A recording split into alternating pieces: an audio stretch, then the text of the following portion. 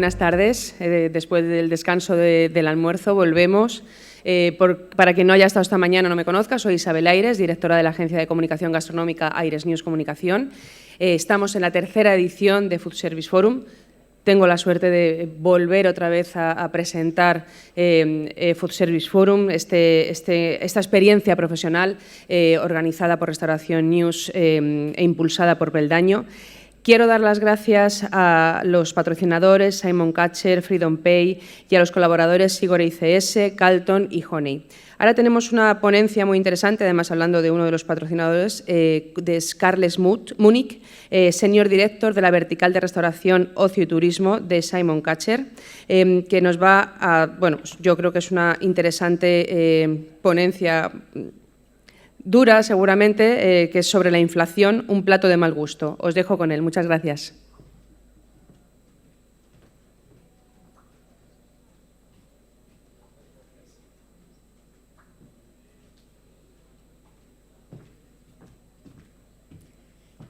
Hola a todos, ¿qué tal?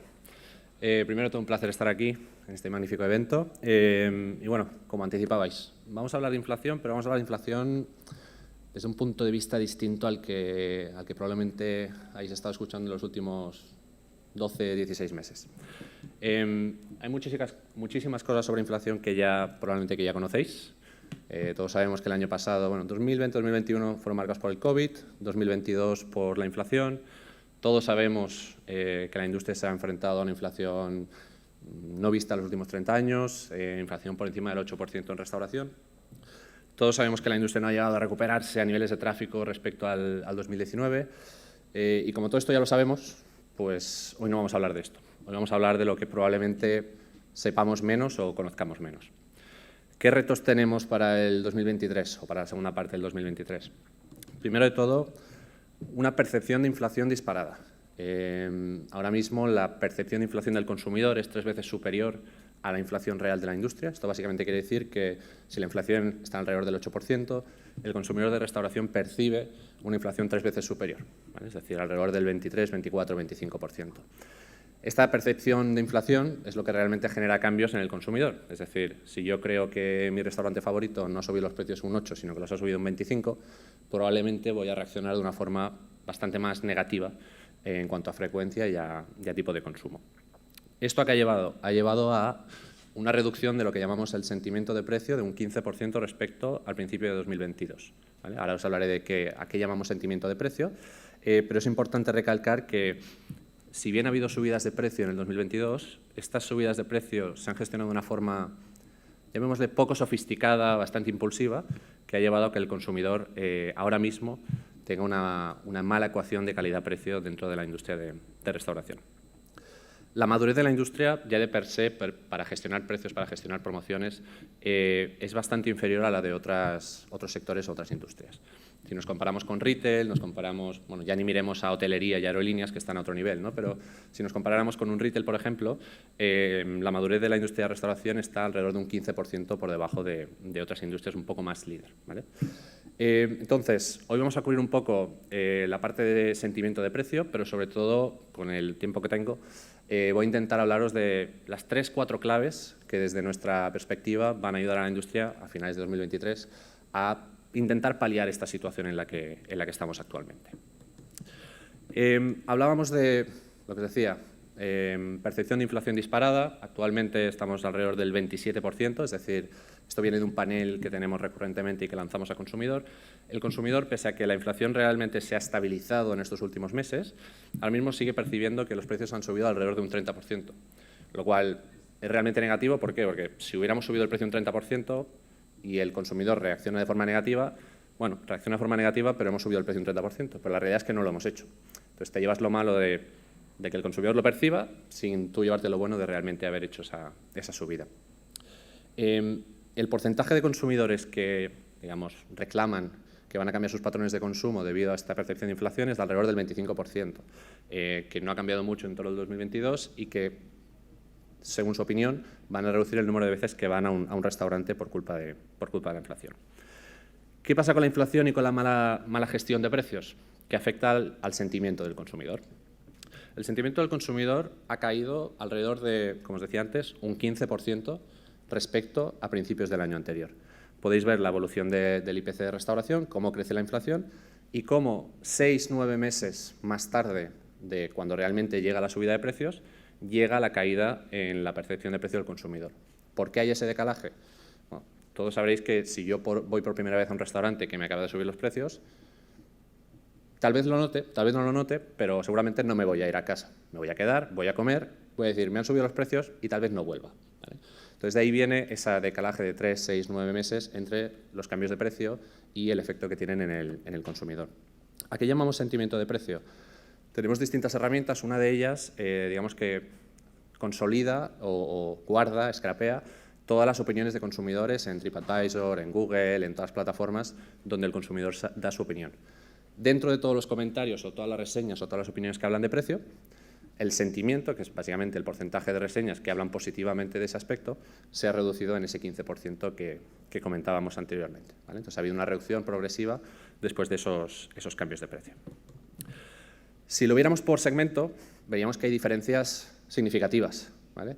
Vemos segmentos en los que el sentimiento de precio incluso ha llegado a mejorar, se ha mantenido o incluso ha llegado a mejorar, como podríamos estar hablando de un casual, un fast casual, el mediterráneo podemos llamarle, que es un poco el valor seguro, mientras que ¿quién ha salido peor parado? El fast food.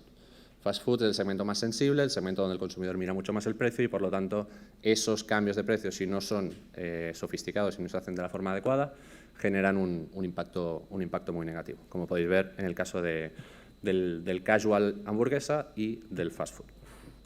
Entonces, como os decía antes, ¿por qué esos cambios de precio están afectando de forma tan negativa? Por la forma en la que se han realizado, ¿vale?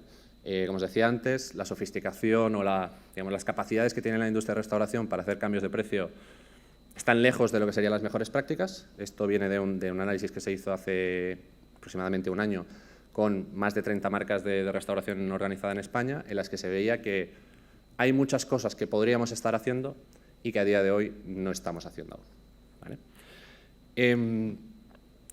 Decía, hay muchísimas cosas que podríamos estar haciendo. Aquí lo que veis es las 8 palancas que nosotros le llamamos nuestras 8 palancas de generación de crecimiento, ¿vale? Nosotros somos especialistas en generación de crecimiento y tocamos todas aquellas palancas que básicamente te ayudan a generar, digamos, hacer crecer la primera línea del negocio.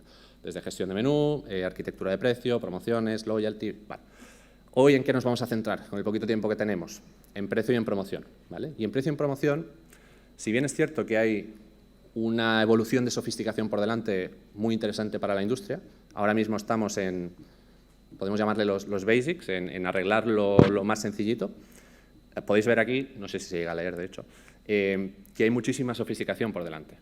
Tenemos un primer nivel de gestión de precio, que es el de definir de forma adecuada la arquitectura de precio para cada canal, para sala, para delivery, para takeaway, pero mucho más allá de eso tenemos un segundo nivel, que es empezar a diferenciar el precio en función del restaurante, en función de dónde está, de qué tipo de cliente viene, de si es más de estudiantes, de si estoy en un medio de una autopista, en un aeropuerto. Es decir, el nivel 2 sería como la segmentación de forma robusta de tener distintas listas de precio en base a que un restaurante tiene un perfil de cliente distinto a otro. Tercer nivel, ya nos iríamos a no solo segmento por restaurante, sino que empiezo a segmentar por periodo del año. Todos sabemos que hay periodos del año en el que el cliente que viene a mi restaurante cambia por completo. Imaginemos zonas turísticas en las que en verano el cliente no tiene nada que ver con el de invierno y, por lo tanto, puedo tener precios distintos por temporada del año, teniendo cartas distintas, sobre todo si son digitalizadas. Y luego ya nos vamos a un último nivel que a mí me hace cierta gracia cuando se me pregunta muchas veces, ¿el dynamic pricing cuándo llegará a las restauraciones? Queda mucho para el dynamic pricing, para lo que realmente es dynamic pricing que hace una aerolínea y un hotel. Y siempre lo digo, antes de llegar allí, hay muchos otros cortes que tenemos que ir dando para llegar al dynamic pricing, que hasta de aquí 7, 9, 10 años va a ser difícil que lleguemos. En cuanto a promociones, lo mismo. Hay muchos niveles de sofisticación. Hoy os voy a dar, por el tiempo que tenemos, 3 principios básicos, tanto de precio como de promoción, que esperamos que sean de utilidad para afrontar lo que nos viene por delante en el resto de 23 y 24. ¿Vale? Primero abrimos por precio. Y os comento un poco los tres principios básicos de gestión de precio. El primero de todos, todos ellos se fundamentan en diferenciar, ¿vale? En entender que cada producto tiene una elasticidad distinta, cada producto tiene un rol distinto dentro del menú. los clientes no perciben por igual un cambio de precio en mi producto estrella, en mi producto héroe, en mi producto que le podríamos llamar líder de tráfico, que si cambio el precio de la Coca-Cola o cambio el precio de ese entrante que tiene mucha menos visibilidad. Os pongo un ejemplo. ¿A qué productos el cliente dedica más tiempo a tomar la decisión? Los productos principales y los productos que conoce. Todos sabemos que cuando vamos a un restaurante, si ya hemos ido antes, hay un producto que ya llegas al restaurante con ese producto en la cabeza. Ese producto del que retienes el precio, el que conoces, el que típicamente tienes una elasticidad mucho más alta si me cambian el precio porque lo voy a notar, ¿vale? Por lo tanto, si nos enfrentamos a un cambio de precio, hay que ir con muchísimo cuidado con aquellos productos en los que sabemos que la elasticidad va a ser mayor y que la percepción del cliente también va a ser superior. Debemos entender que no todos los productos se comportan igual y a su misma forma, no todos los puntos de precio son igual de importantes. Para que os hagáis una idea, ahora mismo en la industria de restauración en España, hasta el día de ayer, había 456 puntos de precio distintos para una hamburguesa. Es decir, si tú miras cuánto vale una hamburguesa en España, hay 456 puntos de precio diferentes, completamente distintos uno del otro. La realidad es que el cliente no percibe cambios en los decimales, no percibe cambios de 7,70 a 7,80, de 7,80 a 7,90. Hay ciertos puntos de precio que son los que realmente mueven la aguja, ciertos umbrales de precio que el cliente tiene en su cabeza y es ¿cuánto estoy dispuesto a gastarme por una hamburguesa? Y ya os digo de estudios de mercado que son pues, 12 euros, 14 euros, 10 euros en función de lo buena que es la hamburguesa o no. Con esto lo que quiero llegar es, cuando cambiemos el precio, debemos tener en cuenta a qué umbral de precio nos estamos enfrentando delante. No es lo mismo cambiar un 9,90 y cruzar un umbral del 10, que va a tener un impacto muy fuerte en el consumidor, que pasar de un 12,10 a un 12,40 o un 12,90. Entonces, punto 1, no todos los productos se comportan por igual, los debemos tratar de forma distinta. Punto 2, no todos los puntos de precio son igualmente importantes y, por lo tanto, no se trata de... Ocurre muchas veces que hay clientes que nos dicen tengo que subir un 3%, voy a subir un 3% a todos los productos. No. Hay productos que te puedes permitir esa subida, hay productos en los que te puedes permitir un 8 y hay otros donde te puedes permitir un 0. Entonces, en función del producto y en función del punto de precio, tomamos una decisión distinta. Y el tercer punto es que igual que hay productos distintos y puntos de precio diferentes, cada restaurante es un mundo. Y como os decía antes, hay restaurantes en los que mi perfil de cliente es de mediodía, entre semana, estudiante o de zona de trabajadores, donde la disposición al pago es muy inferior a un consumo indulgente de fin de semana, que voy con mis amigos y somos un grupo de 15. Entonces, para todas aquellas, digamos cadenas un poco más grandes, a partir de como mínimo 4 o 5 restaurantes que realmente ves diferencias en el comportamiento del cliente por restaurante, es esencial tener precios diferenciados. No quiere decir que diferenciemos todos los productos. Yo puedo tener mi hamburguesa estrella, que está igual en todos los restaurantes porque es como mi héroe y quiero mantener una imagen de precio constante. Pero todo el resto, puedo tener un restaurante que en fin de semana las bebidas alcohólicas las puedo poner a un precio más alto que en el restaurante de entre semana, ¿vale? Entonces, ya os digo, principios muy, muy básicos y rápidos de contar, pero la clave con la que me gustaría que os quedarais es la diferenciación. Que esto no va de tengo que subir precio, pues ya está, pues subimos, cogemos un Excel y subimos el precio. Hay que entender bien las diferencias entre el producto, entre cada restaurante, entre el cliente y los puntos de precio, ¿vale? Más allá de precio, también quería hablaros hoy un poco de promociones. En cuanto a promociones también, nos limitaremos a tres principios básicos. Bueno, antes de entrar a promociones, mostraros gráficamente, porque hay mucho análisis detrás, que aunque no tengamos tiempo de contarlo, sí que me gustaría enseñaros alguna cosilla breve. Y una es esta. Esto muestra el sentimiento de precio en cada uno de los restaurantes donde estamos actualmente cogiendo muestra de sentimiento de consumidor en cada una de las cadenas con las que trabajamos. Básicamente, colorcito rojo es sentimiento malo, colorcito verde es sentimiento bueno. ¿Qué nos dice esto? Nos dice que hay una heterogeneidad estratosférica en el sentimiento de precio a través de un restaurante y otro. Hay restaurantes donde el cliente está percibiendo el precio que me haces pagar por este producto, no estoy dispuesto a pagarlo, y hay restaurantes donde el cliente estaría dispuesto a pagar más. Esto solo para enfatizar un poco el tercer punto que os comentaba antes de tenemos que adaptar el precio de cada restaurante a la disposición al pago del cliente. Por mucho que el producto sea el mismo, el cliente que va a un restaurante y a otro no está dispuesto a pagar lo mismo. Ahora sí, en cuanto a promociones. Algo que me gusta enfatizar mucho y que a veces cuesta de absorberlo, pero es que una promoción no es un descuento. Pasa muchas veces cuando hablamos con algún cliente de «Hey, vamos a lanzar un 50%». Vale, pero pero el objetivo no es lanzar el 50%, el objetivo es ¿qué quieres conseguir con esta promoción? ¿Qué tipo de producto está más adecuado al segmento de cliente al que quieres atraer? ¿A qué tipo de evento ancla lo vas a ligar? ¿En qué periodo del año lo vas a lanzar? El descuento realmente debería ser una de las últimas cosas que decides, pero lo primero debería ser ¿qué quiero conseguir? ¿A qué segmento? ¿A qué tipo de restaurante? Y a partir de ahí, ¿qué producto incluyo? ¿Qué mecánica? ¿Qué tipo de mensaje? ¿Y qué descuento le pongo a esa promoción? Si nosotros nos ceñimos a voy a lanzar descuentos a ver si funcionan, la realidad es que no van a funcionar y que realmente lo que tenemos que buscar es qué le podemos proporcionar al cliente que haga que venga al restaurante más allá del descuento. Y os pongo dos ejemplos muy claros, y seguro que los habéis visto por la calle. Un cartel que pone hamburguesas, y hablo de hamburguesas por poner un ejemplo, hamburguesas 2x1. No genera la misma atracción que, por ejemplo, prueba la nueva categoría gourmet que acabamos de lanzar, celebrando los 20 años de lanzamiento de la marca y además, para aprovechar y para que disfrutes de este evento que estamos lanzando, además te damos un descuento. El descuento debe ser la coletilla final que te incentiva a tomar esa decisión. No puede ser la única razón para lanzar una promoción. Pero ya os digo que la efectividad de la promoción va a variar mucho. La promoción va más allá del descuento y ligado con eso, más no siempre es mejor. Hemos visto infinidad de promociones que es que el 30% no ha funcionado, voy a lanzar un 40%. No, es que el 40% tampoco ha funcionado, voy a lanzar un 50%. Tal vez sea que la promoción per se no está bien diseñada. El problema no es el descuento, el problema es, como decía antes, tiene que haber muchas más cosas más allá del descuento que generen ese interés en el cliente. Si hacemos 4 números rápidos, que yo siempre animo a la gente antes de lanzar una promoción a hacer el cálculo muy simple de punto muerto de facturación y punto muerto de margen. Un descuento voy a poner un descuento bajo, del 30% en precio, implica, con un margen bruto del 75%, implica un descuento en margen del 38, 39, 40%. El volumen, o sea, el número de clientes que debemos traer al restaurante para compensar un descuento en margen del 40% es que es de un 70-80% de generación de volumen.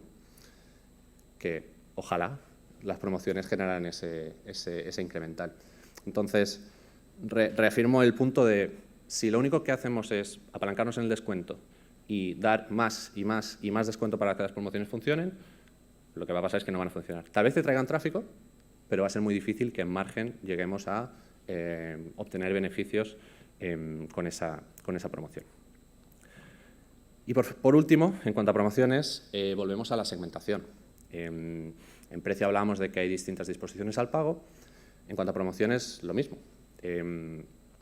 Todos sabemos que hay ciertos, grupos de clientes que ya vienen a mi marca, que ya me conocen, que ya vienen una vez al mes y que realmente no necesito activarlos, no necesito darles nada. Les puedo dar algo de valor, pero si este cliente ve una promoción y la usa, es pura canibalización. Es un cliente que ya hubiera venido de todas formas. Tengo otros clientes que no vienen y igual ni me conozcan y que son los que típicamente quiero activar con mi promoción. Y claro, digo, hostia, es que si un cliente que no me conoce quiero que venga, es que mínimo le tengo que dar un 50% para que me pruebe, ¿no? Para incentivarlo. Si somos capaces de segmentar y somos capaces de decir, no, solo le lanzo esta promoción a este segmento de cliente, que es el que realmente no me genera ningún tipo de canibalización, porque no está viniendo. Es un cliente que, por muy agresivo que yo sea, si viene, ya me trae algo. Y si no viene, pues no viene. Pero me limita la canibalización de aquellos clientes que ya vienen y que se van a aprovechar de esa promoción sin necesidad. Entonces, personalización a través de CRM, personalización a través de paid media. Es decir, ser capaces de segmentar quién ve esa promoción, lo que nos va a permitir es, puedo ser extremadamente agresivo con aquel cliente que va a ser difícil convertir, pero que si lo convierto, perfecto. Y limitar la canibalización en aquellos clientes a los que a día de hoy ya tengo y por lo tanto no tengo que hacer ese esfuerzo tan grande. ¿Vale? Lo que os decía, 3 puntos, podríamos estar hablando horas de estos temas, que además me encantan, pero 3 puntos principales de precio y promoción. Es lo que hacemos todos los días y, como os digo, podría estar hablando mucho más tiempo sobre ello y, de hecho, si queréis, luego podemos comentar. Pero bueno, que espero que sirvan de utilidad como un poco de punto de reflexión de aquello que nosotros recomendaríamos hacer y no hacer, ¿vale?, en cuanto a gestión de precio y promoción. Dicho esto, espero que haya sido de utilidad y muchas gracias.